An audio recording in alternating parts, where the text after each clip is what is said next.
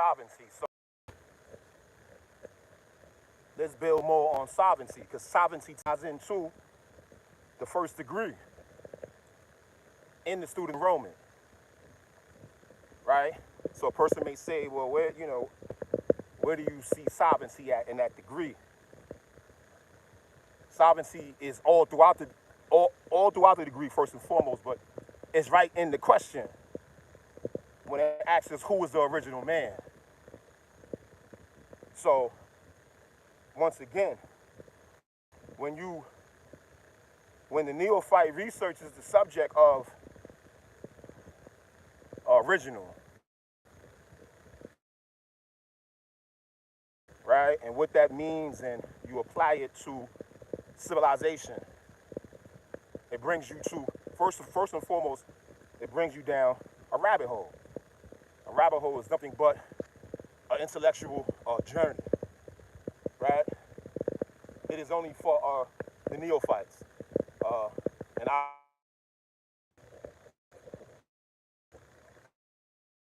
And it deserves to be researched, because sovereignty ties you into your origin, brings you to what happened, what they did, and the process. You understand? It's very important to understand, to read, to research, to bring you back into the oneness of self.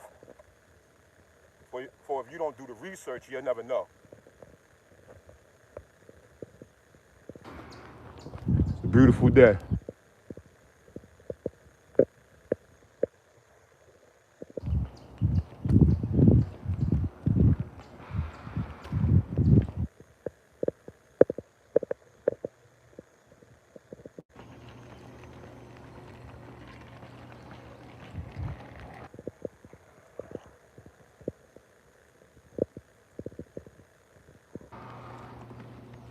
It is indeed a beautiful day. So that research brings you back into your sovereignty, right?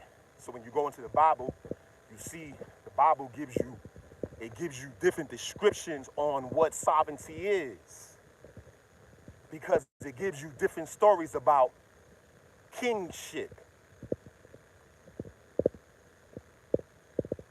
Very important. That's very important. Very important.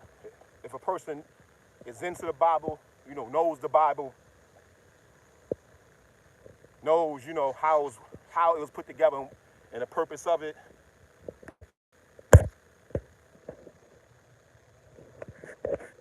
And then you'll see how it ties into kingship. Kingship ties into identity, because you have to be able to identify with the spirit, with the Ra. That's what brings you into the kingship. The Bible also shows you that there's different type of kings.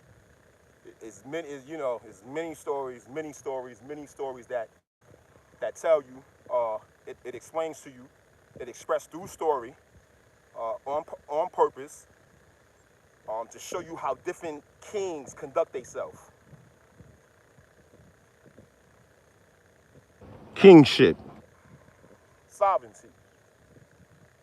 So this is what the first degree ties you into. The first degree in the student enrollment. Keep it on that first degree in the student enrollment of who is the original man. The degree is very important. Very important. And this is why the question is asked.